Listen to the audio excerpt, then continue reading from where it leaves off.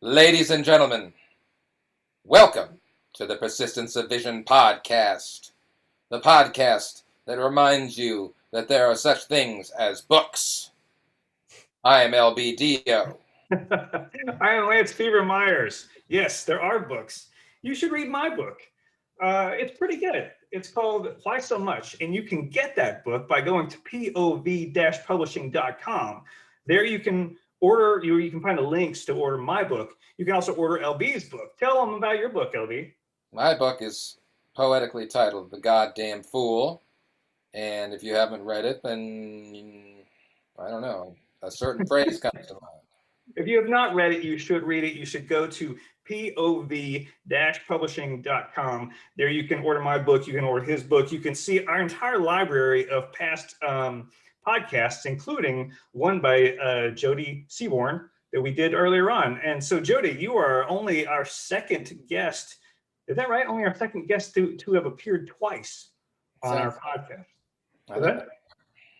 You think that's Wow. right? So I'm number two. All right.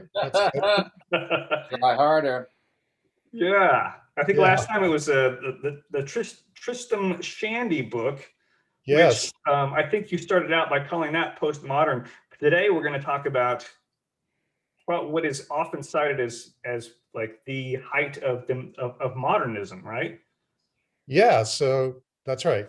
I talked about the life and opinions of Tristram Shandy. I think we recorded that show about a month before the pandemic shut everything down. Yeah.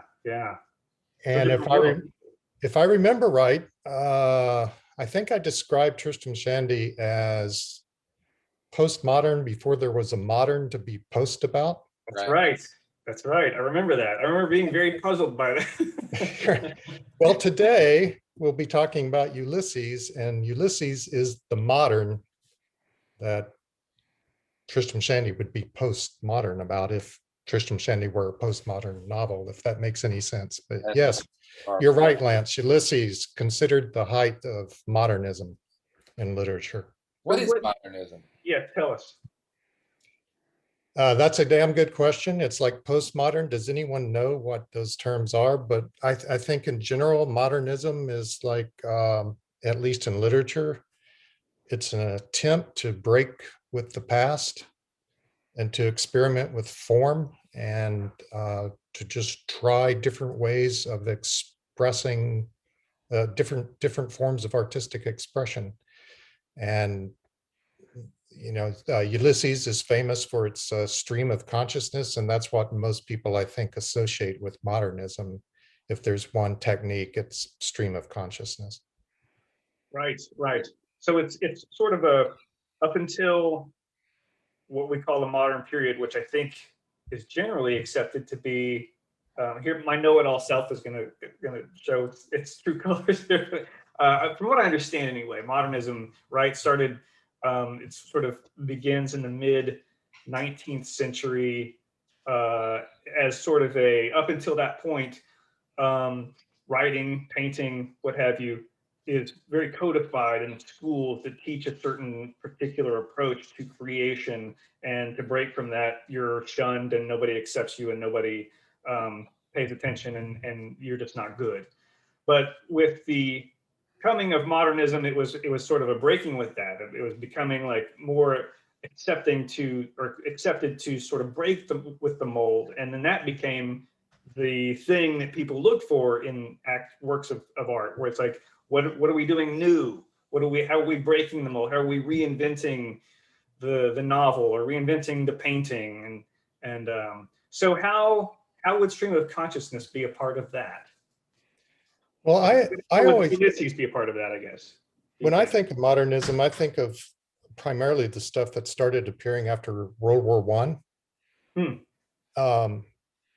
And of course, you could find works before World War I that at least anticipate modernism, and probably one could define as modernism. But I always, at least in my mind, I associated stuff coming after the First World War. And that's because the First World War was such a break. It was one of those true watersheds in history where what was after the war bore little resemblance to what was before the war. Sure. And of course, Europe after the war was so devastated by the war, and people were reeling from it. So I'm not sure this is accurate. A literary scholar would probably challenge me on this, but I always associate modernism with that post-World War I period. And Ulysses is published in 1922. Of course, Joyce was writing it while the war was going on, but it fits with that kind of view. So what was your question about stream of consciousness? No, I was talking about the advent of modernism, and look, I think you could be right. I think it could be argued that World War I sort of like really set us into that mold, or maybe broke the mold, I should say.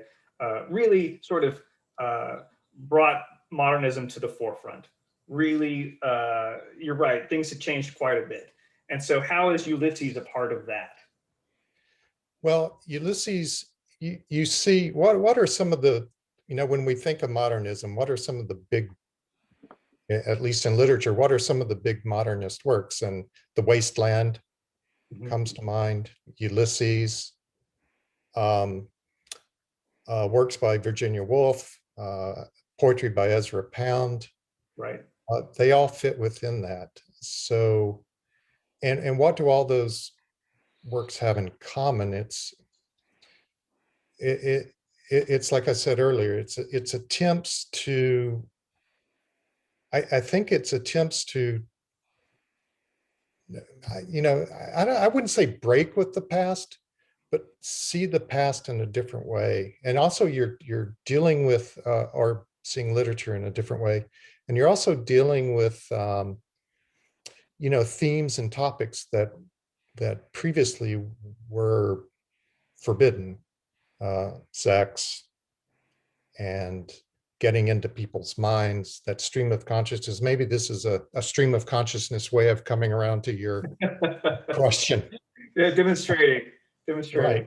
Well, let me. But we go inside the heads of these characters, and like with Ulysses, Leopold Bloom, it's been said, this is nothing new. I'm not saying anything new here, but it's been said before that there a character in all of literature that the reader knows better than the reader knows Leopold Bloom. I mean, we are inside his thoughts from the moment he arrives on the scene in Ulysses until the moment he curls up next to Molly Bloom's bottom and kisses her bottom and goes to sleep.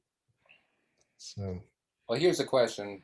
I like to get things as simple as possible to start at. So what is Ulysses? Ulysses is by James Joyce. It's a novel. When is it from? What is it about? So yeah, James Joyce, an Irish writer born in Dublin in the early 1880s, I think 1882. He's from a large family. His father, I don't know a lot about Joyce, but I think his father kind of spent the family into poverty. Joyce wants to become a writer. He writes a series of short stories, which is published as Dubliners in 1907, 1908, somewhere around there. And then he publishes his first novel, A Portrait of the Artist as a Young Man, which is a very good, I really like that book a lot. That's published in 1913 or 14, just as the war is breaking out. Joyce is kind of exiled from Ireland, self-exiled. He lives for 10 or 12 years with his wife, Nora Barnacle, which is a great name, Nora Barnacle, in Zurich, and then they moved to Paris. And he, in 1922, tries to publish Ulysses, but no one will publish it. But then Sylvia Beach, who owns Shakespeare and Company, the bookstore in Paris, and is kind of the heart of this expatriate community in Paris in the 1920s. She publishes it in a limited edition. I don't know how many copies. And it becomes this, thing among the literati of the era, and it's championed by Ezra Pound. It's championed by T.S. Eliot. One of its biggest champions, and this is a bit of a surprise to some people when you say it, was Ernest Hemingway. Hemingway and Joyce were friends, and Hemingway had really admired Ulysses. And so that's its publication history. It then famously, it's banned from being published in the United States because it's considered obscene. And then there's a famous court ruling in the early 1930s that declares that Ulysses is not pornographic. And that opens the door for its publication in the United States in the 1930s. And is that when it's serialized in a magazine, or was that before? Yes, it was serialized first, I believe. Right. It was serialized, and I don't know the magazine. There was The Egoist. Was that it? Possibly, yeah. I think a portrait was serialized too. I mean, Joyce, he never really made a lot of money in his life, but he did have the good fortune of attracting certain patrons who sort of supported his writing career. And one of those patrons, again, I don't know which novel, whether it was Portrait or Ulysses, but supported its serialization. It takes place in a single day in the city of Dublin. Yeah, June 16th, 1904, which apparently is the day that Joyce met Nora Barnacle, who would become his life partner. Mm-hmm. Starts at 8 a.m. on June 16th, 1904. There are three main characters: Leopold Bloom, who is a Jewish advertising man in Dublin. There's Stephen Daedalus, who's kind of a depressed, disaffected wannabe writer, or who has just returned from Paris. Stephen Daedalus is the main character in A Portrait of the Artist. He returns here in Ulysses. His mother has died some months earlier, and he's kind of navigating the emotions of his mother dying and trying to figure out what he wants to do with himself. And then largely off the page for most of the novel is Molly Bloom. Marion Tweedy is her maiden name, and that is Leopold Bloom's wife. And Molly, we see her at the beginning of the section where we're introduced to Bloom, Leo, and then we see her famously at the end, where we get her her stream of consciousness, her interior monologue that closes the novel, and famously closes the novel. And Stephen Daedalus is based on Joyce. And yeah, sort of autobiographical character. His genius, like Joyce was. Yeah, Stephen's, there are little snippets throughout Ulysses where we get a sense of Stephen's family life, and it very much mirrors what I know of Joyce's life. And the erudition. Mm-hmm. Extraordinary educational and facility for history and literature and everything. It's just absolutely astonishing. Right. And of course, nothing about this book is presented in a straightforward way. No, and that's one of the, it's hard to talk about a book like Ulysses without sounding like a pretentious ass. And I will do my best not to sound pretentious. Bring it on. I think by choosing this book, you've already foregone.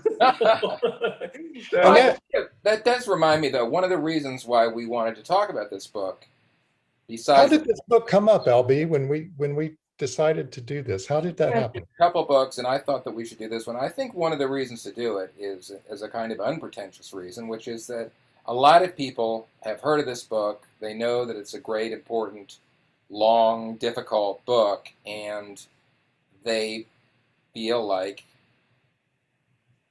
they would rather not read it. Right.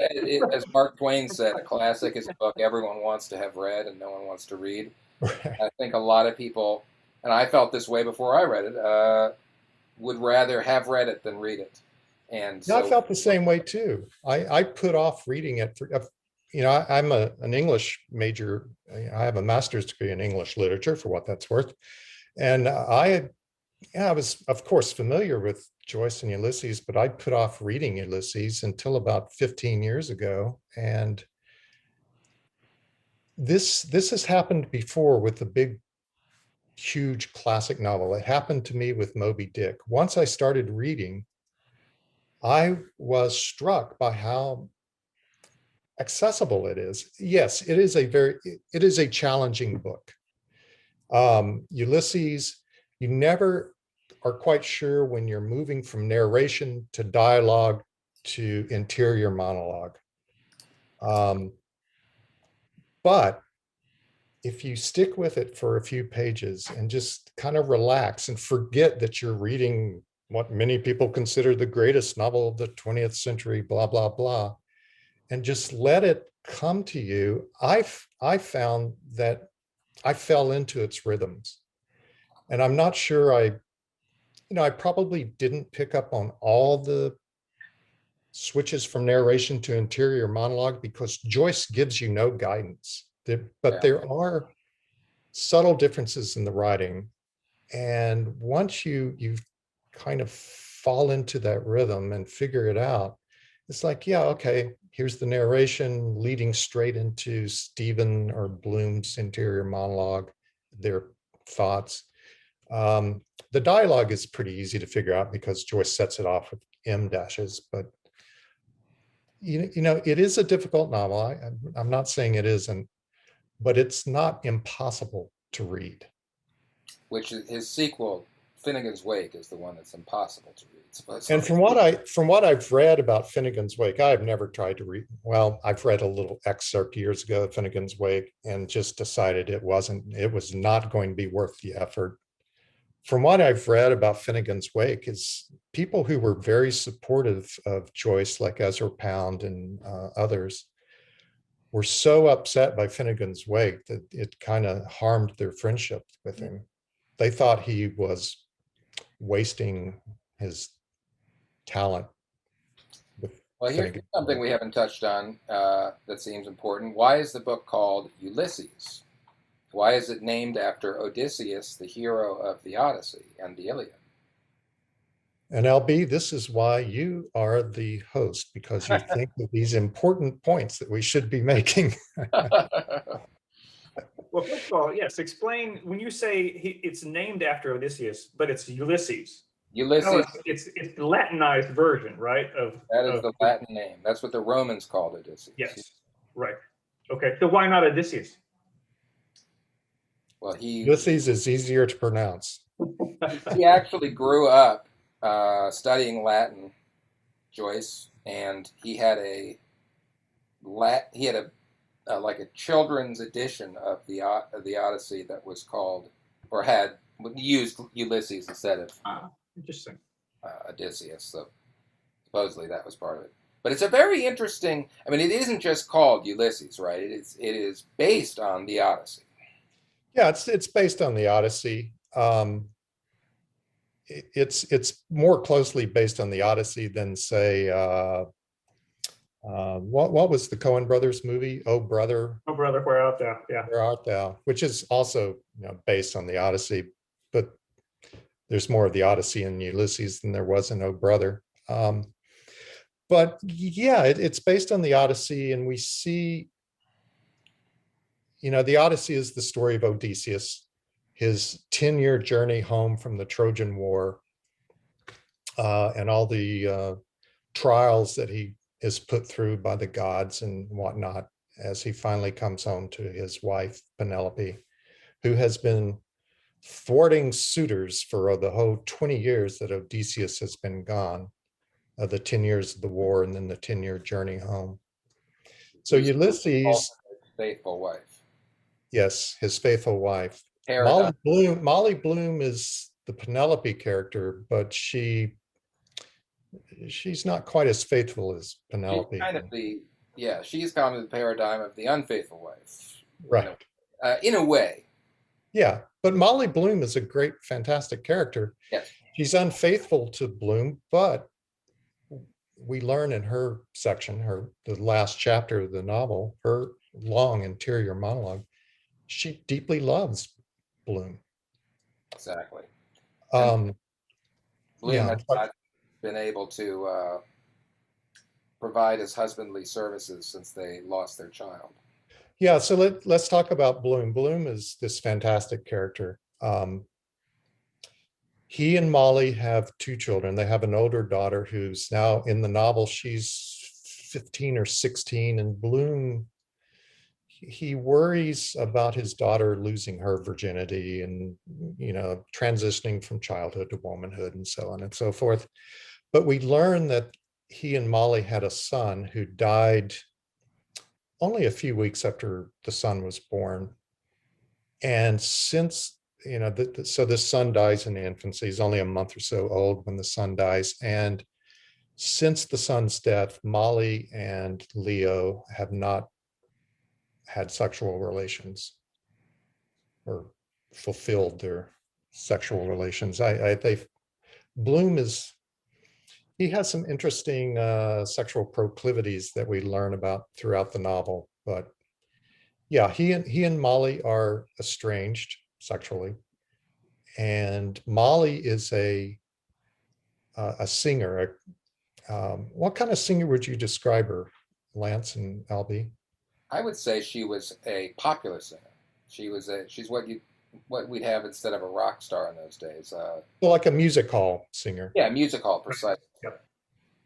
So she's a singer, and she's preparing for a series of concerts, or a concert being put on by a man named Boylan. I'm not getting, help me with his name. Blaze Boylan. Blaze Boylan, yes. Boylan.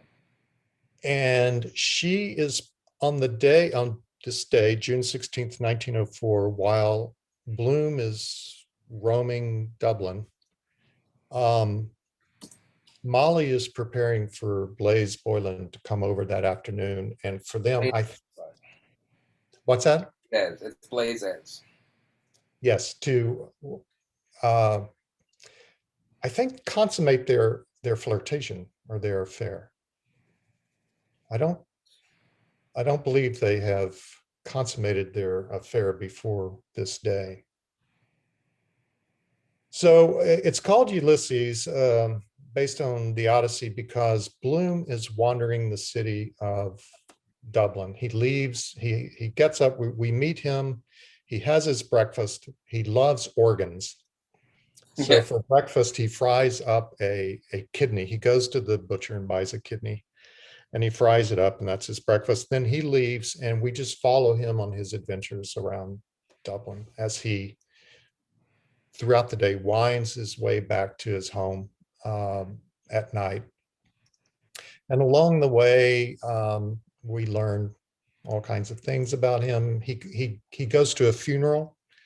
There's an associate who has died, so he goes to this associate's funeral. He goes by a newspaper office to try to get one of his advertisements or advertisements in the paper. One of my favorite the chapter where he is looking for lunch and he walks into this restaurant, and he's just so turned off by everyone in there just shoveling this, meat and all kinds of crap into their mouth, and it turns him off. So he ends up going to a pub for lunch. He goes to the library to get a copy of an ad that he needs. He encounters Stephen along the way. He goes along the Strand, where he sees one of a great character named Gertie MacDowell, and in one of the sections of the novel that got it declared obscene, he masturbates while watching Gertie. He goes to a brothel with Stephen and a bunch of medical students, where he rescues Stephen from. Stephen, by this point, has gotten deeply drunk, and Bloom spending all his money. Spending all of his money. So Bloom saves Stephen and brings him, and then they make it home to Bloom's house, and they drink cocoa, and Stephen sobers up and goes on his way, and then Bloom gets in bed with Molly, and that's the end of his day. And then we have Molly's interior monologue. So that's the plot. And all of this is somewhat loosely, but definitely directly tied to the Odyssey again. Right. Each chapter has some parallel to the Odyssey. So I mentioned the chapter, again, it's one of my favorite chapters. I should say that each of the three characters, Stephen, Bloom, and Molly, they get their own interior monologue. There's at least one chapter dedicated to their interior monologue. For Stephen, it's like the chapter 3. The first 3 chapters of the book serve as sort of a prologue to the day. Chapter 4. Odyssey, the first 3 books are about Telemachus, the son of Odysseus. Right. The first 3 books. Stephen is Telemachus, Odysseus' son. Mm-hmm. Bloom, of course, is Odysseus, and Molly is Penelope. So there's a little prologue. The first 3 chapters serve as sort of a prologue, and then chapter 4, we reset. We go back to 8 o'clock. We meet Bloom, and then the final 3 chapters are the winding up. Bloom arrives at Ithaca, his home, which serves as Ithaca, and then we get Penelope's interior monologue. But yeah, each chapter's like the funeral of Digham, one of Bloom's associates, serves as Hades, as a stand-in for Hades as he goes through this. One of my favorite chapters, one where it's Bloom's interior monologue, where he's thinking about food and lunch, and that is the oh gosh, what is it? The Laestrygonians. That's a chapter in the Odyssey about the cannibals. And the Jody, can I ask, what do you think the piece gains? What do you think the novel gains from making this sort of illusion? Other than, you say don't want to be pretentious, and you can enjoy it without thinking about it in terms of its place in history. But I'm wondering, it does come across as sort of pretentious to talk about it in such a way, but does it artistically enrich the novel, do you think? I mean, when we're reading it, does it actually bring anything to the experience? Yeah, if you've read the Odyssey, it does. But Joyce, there are so many layers to Ulysses that when I first read this about 15 years ago, I bought an annotated copy, very just detailed annotations. And so I would read the first chapter, then I would go through this list of annotations. Probably the only way to do it. And then I read the second chapter, and I stopped. It was like, no, I'm never going to finish this book if after each chapter I'm trying to figure out, what's what.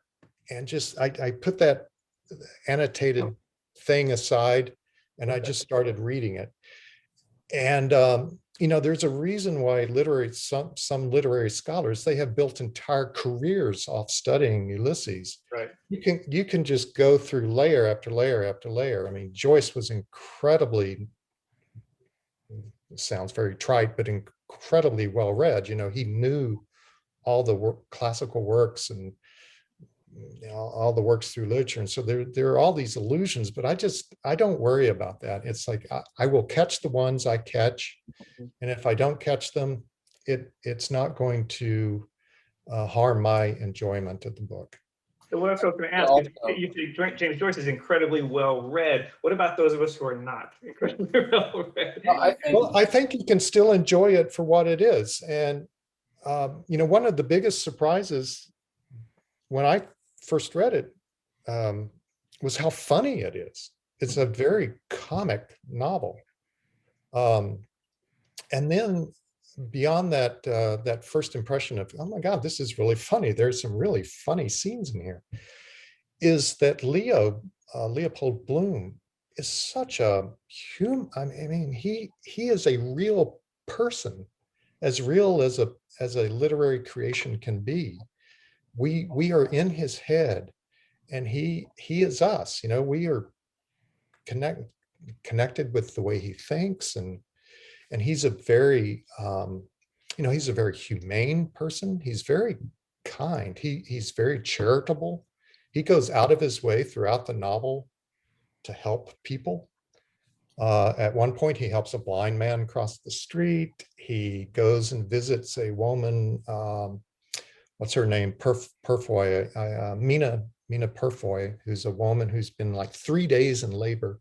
He goes by the hospital to pay her a visit, to kind of comfort her as best he can. And so he's just a very giving and charitable person. But at the same time, he has these, as we're in his head, we realize he has these kind of, little odd proclivities that some people may think of as perversions, but they just make him real. To get back to what Lance was saying about the purpose of the Ulysses structure, the Odyssey, I think that what you're saying about Bloom is really central to that, because, as you mentioned earlier, Jody, the Odyssey is the story of an incredibly great hero who is absolutely, as he demonstrates at the end with his defeat of the suitors, he is superhuman, literally a superhuman individual who is absolutely magnificent in every respect, and yet is very cold, is very willing to lie to people, trick them, to do whatever it takes to kill people in order to survive, and who ultimately is this paradigm of the husband, because he comes home to his wife who has resisted temptations and pressures that almost any woman would have succumbed to, basically being faithful to a man that she had no reason to believe was still alive, Right. in the face of having all these wonderful suitors. So then you have this contrast with this comic figure of a guy we're going to call Odysseus or Ulysses, who is an everyday guy in an everyday town, a modern town, who is living this very ordinary life. His adventures are things like going and having someone throwing a dinner roll at him and missing, and his faithful wife is the one who is having an affair behind his back, and yet it sounds like he's making a point about modernity as being sort of inferior to this classical world, or revealing, appearing absurd and tawdry and ordinary compared to the classical world of literature. And yet, when you look at Leopold Bloom, he's actually much more admirable than Ulysses. Mhm. He's not a liar. He doesn't kill people. He's deeply humane. He's deeply loving. And he's the one who, even though Daedalus is based on Joyce, Bloom is the one whose humane outlook colors the entire story. James Joyce does not condemn Molly Bloom for cheating on her husband. He doesn't No, not at all. anyone in this book for anything. He loves his characters. He loves the city of Dublin. He loves everything in his book. And he is presenting a benevolent view of the world that, however, he's got this cutting sense of humor and so forth, but we're talking about a kind of charity, as you said, that is absolutely dazzling, and really probably makes a stronger impression even than his genius as a writer. You're right. And you make a great point there. Joyce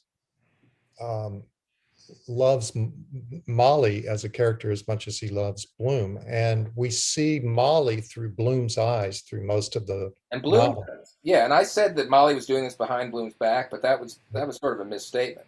Bloom knows the affair is going on, and Oh, Bloom knows. He Right. doesn't care. He doesn't care. But then in the Molly chapter, which I should say, the Molly, the final chapter, the Molly's interior monologue, her stream of consciousness is, I find it kind of difficult to read because it's these long Yeah, there's like three sentences. I think chapter. I think it goes on. I don't know how many pages it goes on, but I think there are 8 sentences. Yeah, across 50 pages or so. Across 50 pages, something like that. Right. But we see the day's events then through Molly's eyes. And we come to realize, although Bloom is never really blaming Molly for her anticipated infidelity, he actually leaves the house so that she can do it. right, he knows it's about to happen. He knows it's on its way. But when we see events through Molly's eyes in that last chapter, we realize that, Bloom bears some responsibility for the marriage reaching that point. And yeah, they're both fantastic characters. Bloom, we should say, I mean, I mentioned that Bloom is Jewish, and that's important. Bloom is an outsider. He never really feels part of the world around him, and the world around him excludes him at times. There's a scene where some of his business associates are talking about going to the pub for a drink after Dignam's funeral, and they don't really invite Bloom. Yeah. And Stephen's boss, the headmaster of the school where Stephen teaches, is a raging anti-Semite. Yeah. So that is the There's world a lot of anti-Semitism, both casual and quite sort of formal and academic, in the form of the instructor at the school. It's interesting to talk about his Jewishness also because it reminds me, we're talking about a book that is an analog for a classical Western tradition of the Greeks. But of course, famously, the Western civilization had two birthplaces, right? It had the Greeks, but it also had Jerusalem. It had Judaism and Christianity. And so in that sense, I wonder if he was including if that was one of the motivations for having a Jewish main character. It might be. And then there's, as it's mentioned a few times throughout the book, the concept of the wandering Jew. Yeah, that's true. But, I don't pretend to fully understand everything about this novel. It is, as we said, it is so rich with so many layers that one could read this, just spend the rest of your life reading nothing but Ulysses, and still, I think with each reading, get something new out of it, not just some little nugget you didn't notice before, but some newly profound insight out of it. Yes, we learn to live by reading this book. Well, I don't know about you guys. I've been looking out the window here, and clouds are starting to roll in, which I think may be signaling the approach of our lightning round. Oh no! I'm glad I'm not in the lightning rod, sitting on the lightning rod in that hot seat. Well, and here's another interesting thing about this particular podcast, right? Is the fact that it's our second time to have a guest on for a second time. Usually our battery of questions is always the same. But since you've already answered, I think, our first round, we're going to have to present you with a whole new round. Okay. Questions. So here we go. You ready? Sure. Okay. All right. So Jody has, I'm sorry to say, Jody has not, well, maybe I'm not sorry to say, Jody has not heard these questions before. This is a true lightning round. So here we go. Tell us the last book that you read. The last book that I read, funnily enough, was a book called Circe. Ah, it's a good book. Mm-hmm. Okay. Circe, by who? Help me, LB. The author's name escapes me. It escapes me too, even though I've read 2 books by her. I can't remember. Yeah. Well, good. Oh, I'll look it up while you proceed. Oh, there you go. One connection I had with Bloom is Bloom a couple of times struggles to remember something, and Madeline Miller. Yes. Author. Okay. Repeat that, LB. Oh, sorry, Madeline Miller. Yeah. Madeline Miller. American author, I believe. So Circe, and there's a Circe chapter in Ulysses, was a I don't know. Well, she wasn't a nymph. Wasn't it? She was a goddess. Okay. Nymphs were goddesses, and she was a goddess. So in the Odyssey, she changes. Witch. She was a witch, but how does she become? So was the nymph. It Seriously. doesn't matter. But they were both goddesses. Yeah. And in the Odyssey, Odysseus and his men wind up on her island, and she changes Odysseus's men into pigs, into swine. Right. And so Circe, this novel is told from her perspective. Ah, wonderful. Okay. Tell us a book that you wish that you had written. Oh my gosh.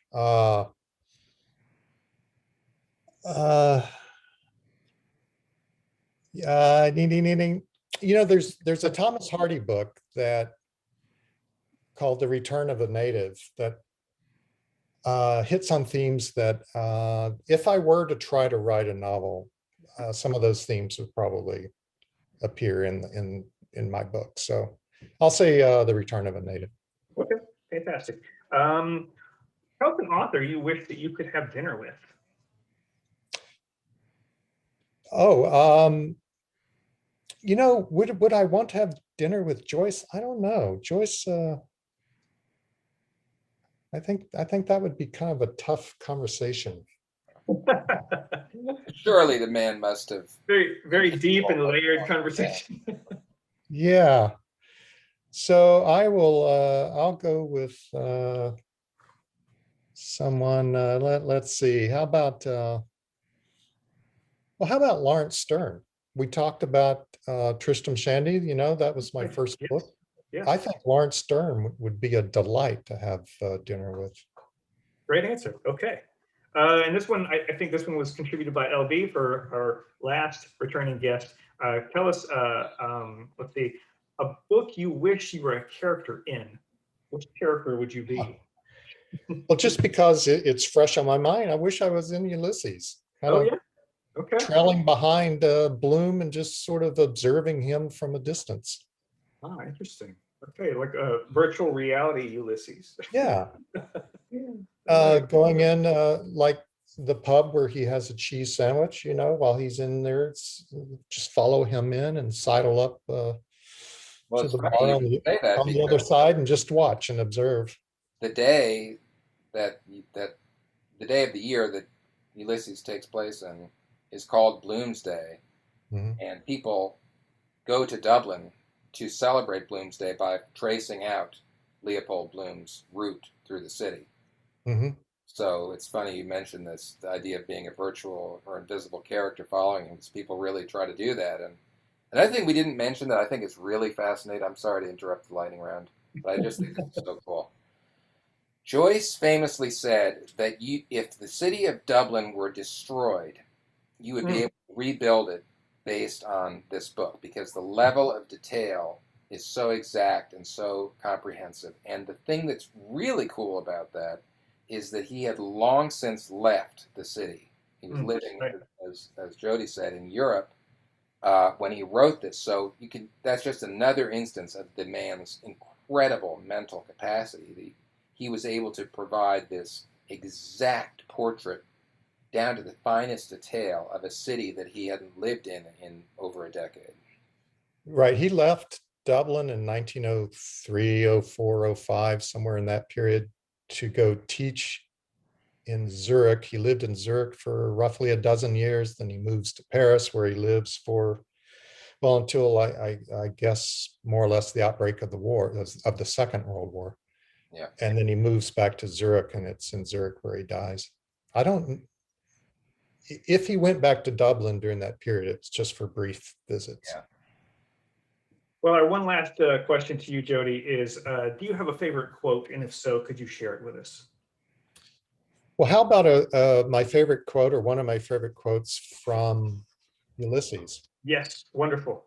It occurs in the second chapter where Stephen is having a conversation with the headmaster, Mr. Deasy. And Mr. Deasy has just made the first of what will be several anti-Semitic remarks.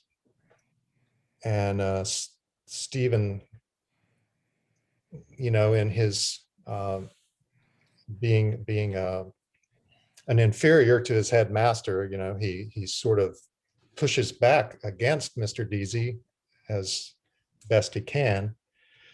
And then they end up talking about history, and Stephen delivers this wonderful quote about history is a nightmare from which I'm trying to awake. Beautiful. Wonderful.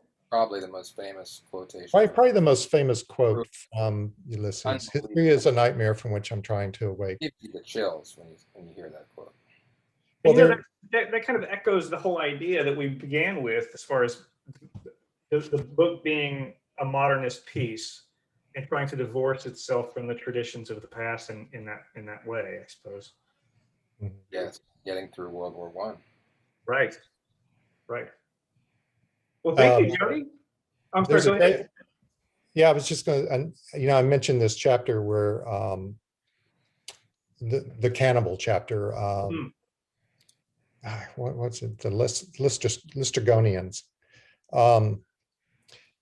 And there's another very moving scene in there where Bloom is having his lunch and he's thinking about when he and Molly consummated their relationship, or when he proposed to Molly.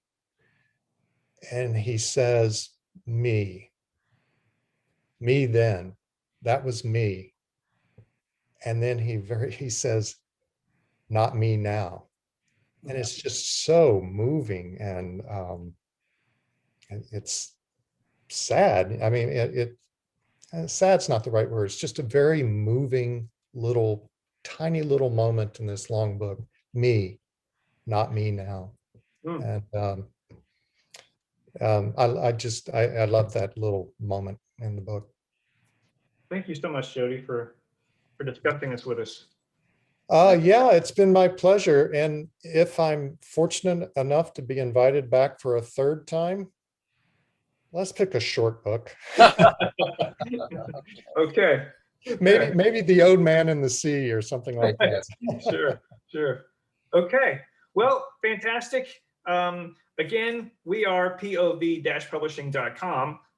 Please go to our website. You can see Jody's last podcast, or I think you can listen to Jody's last podcast. Back then we weren't doing this new video thing, but the rest of our podcast library is up there, along with selections of poetry and essays by world-class writers, comics, linked to fantastic books like my book, Why So Much, like LB's book, The Goddamn Fool.